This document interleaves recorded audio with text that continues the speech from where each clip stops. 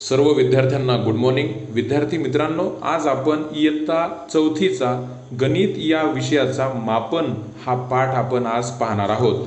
मापन म्हणजे मोजणं असं आपण त्याला म्हणू शकतो आणि या मापन घटकाच्या अनुषंगानं 3 उपघटकांवर आपण आज चर्चा करणार आहोत, ज्यामध्ये पहिला घटक आहे लांबी, दुसरा घटक आहे वस्तुमान ज्याला आपण वजन असं म्हणतो, तिसरा घटक आहे आकारमान व धारकता.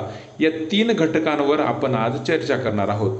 तर पहिला महत्त्वाचा उपघटक आहे तो म्हणजे लांबी. लांबी हा शब्द तुम्ही घरी, परिसरात, शाळेत बऱ्याच ठिकाणी ऐकला असणार आहे. लांबी हा अंतराशी संबंधित शब्द आहे. जसं आपण म्हणतो की माझ्या घरी असलेलं झाड खूप उंच आहे, माझं घर शाळेपासून खूप लांब आहे. याचा अर्थ लांबी हा शब्द अंतराशी संबंधित आहे आणि लांबी मोजण्यासाठी वेगवेगळ्या एककांचा उपयोग केला जातो. जसं कमी लांबी जर मोजायची असेल तर त्यासाठी वेगळं एकक आहे, मध्यम लांबी असेल तर ते मोजण्यासाठी वेगळं एकक आहे आणि जास्त लांबी मोजायची असेल तर त्यासाठी वेगळं एकक आहे. जसं तुम्ही स्क्रीनवर पाहत आहात, शाळेतील मॅडमनी सुधाला एक रेषा मोजण्यासाठी सांगितली आहे. सुधानं ती रेषा मोजली आहे, परंतु सुधाचं असं म्हणणं आहे तिनं जी मोजलेली रेषा आहे ती 5 सेंटीमीटरपेक्षा जास्त आहे आणि 6 सेंटीमीटरपेक्षा कमी लांबीची आहे. तर ती आता मोजायची कशी? तर त्यापुढे मॅडम सुधाला एक दुसरी पट्टी देतात आणि त्या 2 सेंटीमीटरच्या मधात ज्या 10 समान अंतरावरच्या रेषा आहेत त्या साह्यानं ती रेषा मोजण्यास सुधाला सांगतात. आता ती रेषा सुधा मोजते आणि मोजल्यानंतर सुधा असं सांगते की तिनं मोजलेली जी रेषा आहे ती 5 सेंटीमीटर आणि 3 लहान भाग एवढी आहे. तर यावरनं बाई किंवा मॅडम सुधाला सांगतात 1 सेंटीमीटरमध्ये 10 समान भाग असतात, म्हणजे 1 सेंटीमीटर बरोबर 10 मिलीमीटर. 2 सेंटीमीटरच्या मधामध्ये जे 10 रेषा असतात ते प्रत्येक एक रेषी मिलीमीटरची असते. यावरनं 1 सेंटीमीटर म्हणजे 10 मिलीमीटर. यावरनं सुद्धा असा तर्क लावते तिनं मोजलेली जी रेषा आहे ती 5 सेंटीमीटर आणि 3 मिलीमीटर एवढी आहे. तर 1 सेंटीमीटर म्हणजे किती मिलीमीटर? तर 1 सेंटीमीटर म्हणजे 10 मिलीमीटर. सेंटीमीटर या शब्दाला थोडक्यात जर आपल्याला लिहायचं जर झालं तर आपण सेमी असं लिहू शकतो. सेमी म्हणजे सेंटीमीटर आणि मिलीमीटर हा शब्द जर थोडक्यात लिहायचा झाल्यास आपण मिलीमीटर असं त्याला लिहू शकतो. जसं स्क्रीनवर तुम्ही एक स्केल पाहतात पिवळ्या रंगामध्ये, यामध्ये प्रत्येक जे अंक दिलेले आहेत त्या अंकांच्या दरम्यान 10 समान रेषा आहेत त्या मिलीमीटरच्या आहेत आणि या स्केलच्या साह्यानं आपण कमी अंतराची एखादी वस्तू किंवा गोष्ट आपण मोजू शकतो. यावरनं हे स्पष्ट होत आहे की 1 सेंटीमीटर म्हणजे 10 मिलीमीटर, तर 5 सेंटीमीटर म्हणजे किती मिलीमीटर? तर 5 सेंटीमीटर म्हणजे 50 मिलीमीटर. तर हे कमी लांबी मोजण्यासाठी आपण सेंटीमीटर, मिलीमीटर या एककाचा उपयोग करत असतो. परंतु आपल्याला जास्त अंतरावरती असलेली एखादी गोष्ट किंवा जास्त लांब असलेली एखादी गोष्ट मोजायची जर असेल तर आपण किलोमीटर या एककाचा उपयोग करत असतो. तर हा किलोमीटर शब्द तुम्ही कुठे ऐकला आहे? तर आपण प्रवासात बसमधनं जात असताना रस्त्याच्या कडेला जे गोटे असतात त्यावरती 2 ठिकाणामधलं अंतर हे किलोमीटर किंवा मीटरमध्ये लिहिलेलं असतं. जसं आपण स्क्रीनवर पाहता, साताऱ्याला जाणारी ही बस आहे, त्या दगडावरती गोट्यावरती लिहिलेलं आहे सातारा 25 किलोमीटर, म्हणजे या ठिकाणापासून सातारा 25 किलोमीटर एवढ्या अंतरावर आहे. तर 1 किलोमीटर म्हणजे 1000 मीटर असं होते. तर 2 किलोमीटर म्हणजे किती मीटर? तर 2 किलोमीटर म्हणजे 2000 मीटर. तर असंच 10 किलोमीटर म्हणजे 10,000 मीटर, 6 किलोमीटर म्हणजे 6000 मीटर. तर अशा पद्धतीनं लांबी मोजण्यासाठी सेंटीमीटर, मिलीमीटर, मीटर आणि किलोमीटर ह्या एककांचा उपयोग आपण करत असतो. दुसरा महत्त्वाचा घटक आहे तो म्हणजे वस्तुमान, ज्याला आपण वजन असं म्हणतो. ज्या जड वस्तू आहेत त्या मोजण्यासाठी आपण तराजूचा उपयोग करत असतो आणि त्यामध्ये आपण किलोग्रॅम किंवा ग्रॅम या एककांचा उपयोग करत असतो.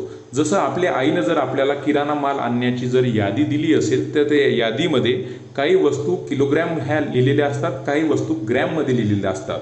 जसं राहुलच्या आईनं राहुलला जी किराणा माल आणण्याची यादी दिलेली आहे त्या यादीमध्ये तांदूळ 4 किग्रॅ, या ठिकाणी किग्रॅ म्हणजे काय तर किलोग्राम. किलोग्राम लिहिण्याचा शॉर्ट फॉर्म आहे किग्रॅ. किग्रॅ म्हणजे किलोग्राम.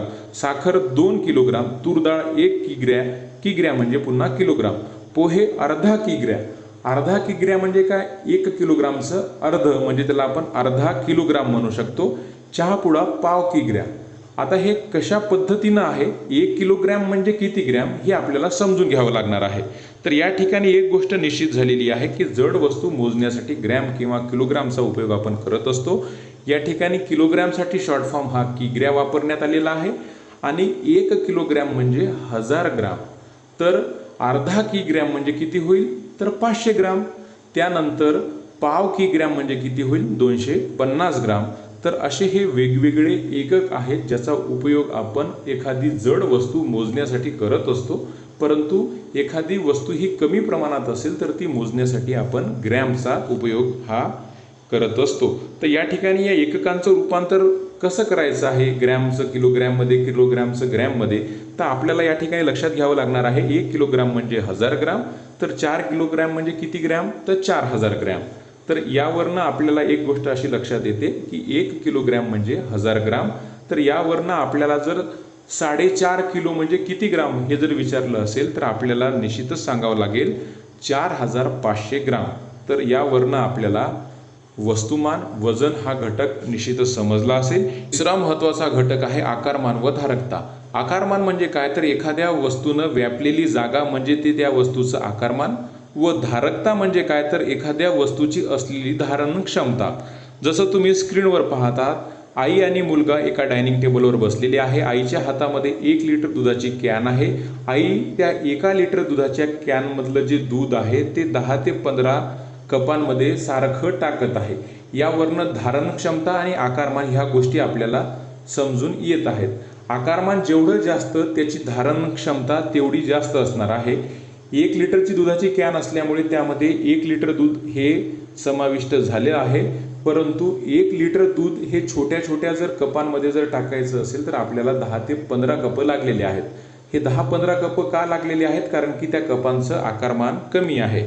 त्यानंतर दुसरा महत्त्वाचा घटक जे आहे तर पातळ पदार्थ मोजण्यासाठी लिटर या एककाचा किंवा मिलीलिटर या एककांचा उपयोग केला जातो. जसं एखादी छोटी दुधाची पिशवी आहे तर त्यामध्ये 250 ml म्हणजे 250 मिलीलिटर एवढं दूध त्यामध्ये आहे. जर त्यापेक्षा मोठी जर दुधाची पिशवी असेल तर त्यामध्ये 50 मिलीलिटर किंवा 1000 मिलीलिटर म्हणजे 1 लिटर एवढं दूध त्यामध्ये समाविष्ट होत असतं. म्हणजे पातळ पदार्थ जर मोजायचे असेल तर लिटर किंवा मिलीलिटर या एककांचा उपयोग होत असतो.